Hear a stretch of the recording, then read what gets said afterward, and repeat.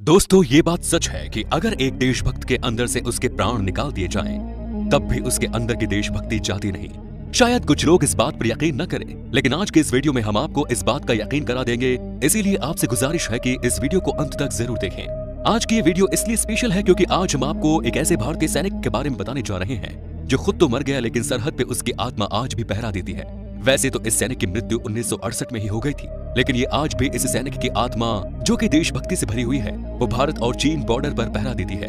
और तो और भारत और चीन के बीच होने वाली मीटिंग्स में भी इस सैनिक के बैठने के लिए खाली कुर्सी रखी जाती है। शायद ये बातें सुनकर आप में से कई लोग हमें पागल और सरफिरा समझ रहे होंगे, लेकिन इस वीडियो के आखिर में आपके रोंगटे खड़े हो जाएंगे और विश्वास करने लगेंगे कि हाँ, सच में कोई सैनिक है जो मर के भी जिंदा है। तो चलिए बिना देरी के शुरू करते हैं उस जांबाज सैनिक की कहानी को। दोस्तों, भारत और चीन के बॉर्डर काफी ऊंचाई पे मौजूद हैं, जहां एक तरफ भारतीय सैनिकों को चीनी सैनिक से खतरा होता है, वहीं दूसरी तरफ हमारे सैनिकों को खून जमा देने वाली ठंड में भी सरहद पर खड़ा रहना पड़ता है। वैसे तो चीनी सैनिक अपनी चतुराई खूब दिखाते हैं, लेकिन हमारे इन जांबाज सैनिकों के आगे उनकी हर कोशिश नाकाम हो जाती है, क्योंकि हमारे सैनिक सरहद पर हर जंग के लिए तैयार रहते हैं। कितनी भी मुश्किल क्यों न आ जाए, भारतीय सैनिकों का कोई बाल भी बाका नहीं कर सकता, क्योंकि भाइयों, इनके साथ एक ऐसा सैनिक भी तैनात रहता है जो न तो इन सैनिकों को दिखता है और न तो दुश्मन देश को। जी हाँ, आपकी स्क्रीन पर जिस शख्स को आप देख रहे हैं, ये और कोई नहीं बल्कि इंडियन आर्मी का जांबाज सैनिक बाबा हरभजन सिंह है, जो दस्तावेजों के हिसाब से तो 1968 में ही मर गया, लेकिन ये सैनिक इतना सच्चा देशभक्त था कि इसकी आत्मा आज भी सरहद पर पहरा देती है और हमारे सैनिकों पर आने वाली मुसीबतों का पहले से ही संकेत कर देती है। चलिए पहले हम आपको हरभजन सिंह की मृत्यु से पहले की थोड़ी सी दास्तान बताते हैं। दोस्तों, हरभजन सिंह का जन्म 30 अगस्त 1946 में हुआ।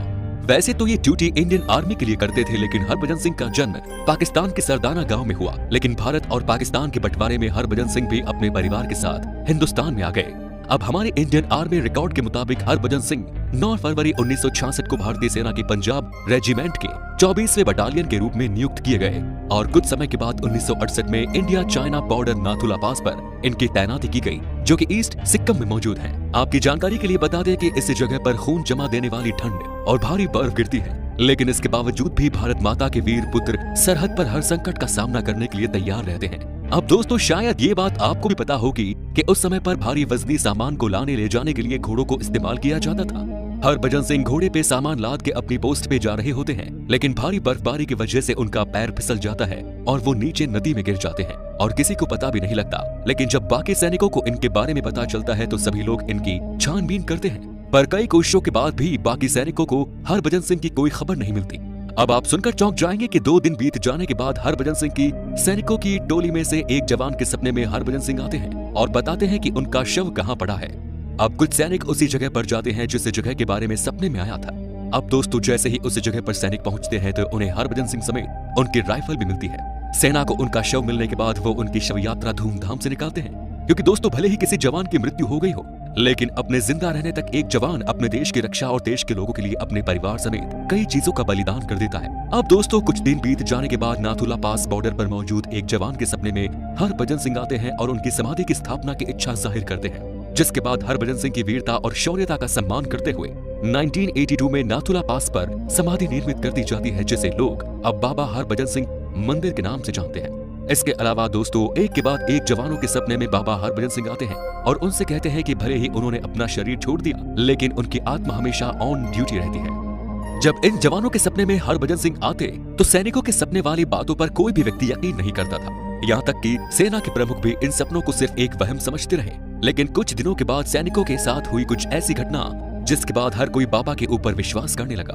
दरअसल एक बार 2 सैनिक अपनी पोस्ट पर तैनात थे, लेकिन कम कपाती ठंड की वजह से उनकी आंख लग गई, जिसके बाद उन 2 सैनिकों में से एक जवान को कोई थप्पड़ मारता है, जिसके बाद ये सैनिक होश में आकर अपनी ड्यूटी करने लगते हैं। इसके अलावा जब किसी जवान से कोई गलती होने वाली थी तो भी बाबा हरभजन सिंह सपने में आकर उसकी गलती बताकर उसको चेता।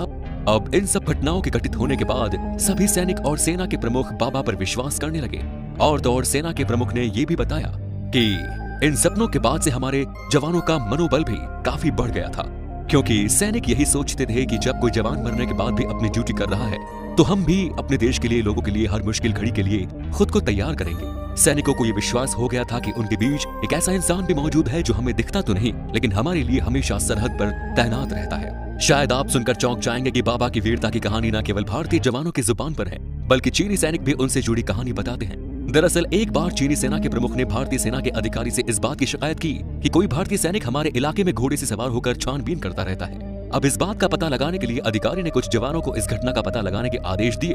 अब दोस्तों, जब सैनिकों को चाइना बॉर्डर के पास घोड़े के पैर के निशान मिलते हैं तो वो हैरान हो जाते हैं और अपने प्रमुख को भी इस बात की सूचना देते हैं। अब इतनी तहकीकात करने के बाद ये मान लिया गया कि बाबा हरभजन सिंह की आत्मा हम सब के बीच है। इसलिए जांबाज हरभजन सिंह को लोग बाबा हरभजन सिंह कहकर बुलाने लगे। इसके अलावा जवानों ने नाथुला में मौजूद खाली बंकर में उनका मंदिर बना दिया और उस बंकर में उनके कपड़े, उनके जूतों के साथ ही सभी जरूरत की चीजों को रख दिया। उसी दिन के बाद से सेना ने बाबा हरभजन सिंह को प्रमुख जवान होने का दर्जा दिया। जो भी आदेश या नियम जवानों पे लागू होते थे वो उन पर भी होते थे।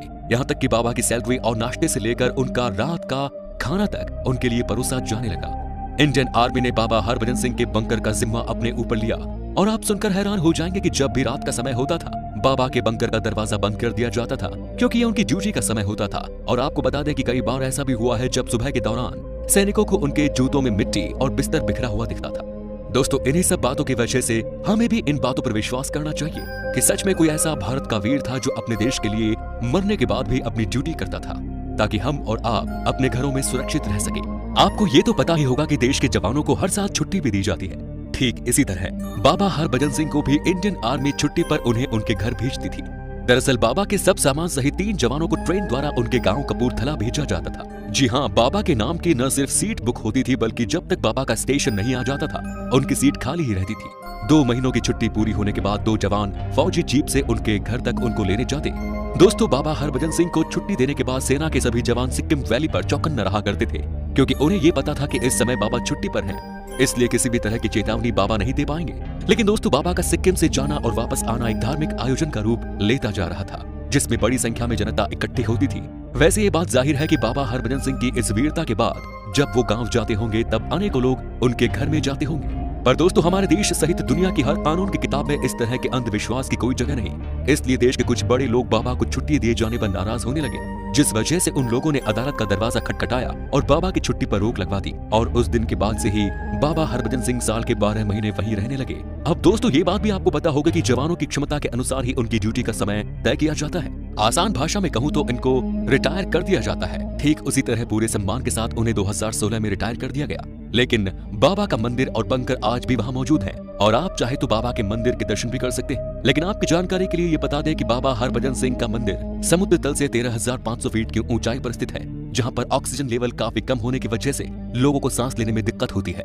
तो दोस्तों, बाबा के बारे में बस इतना ही। अगर आप इनके ऊपर बनी मूवी को देखना चाहते हैं तो आप YouTube पर प्लस माइनस नाम की शॉर्ट फिल्म देख सकते हैं, जिसे बीबी की वाइन्स नाम के YouTube चैनल पर अपलोड किया गया है। अगर आपके अंदर भी बाबा हरभजन सिंह की तरह सच्ची देशभक्ति है तो इस वीडियो को लाइक कीजिए और वीडियो को अपने दोस्तों के साथ भी शेयर कीजिए ताकि उन्हें भी भारत माँ के इस वीर सपूत के बारे में पता चल सके।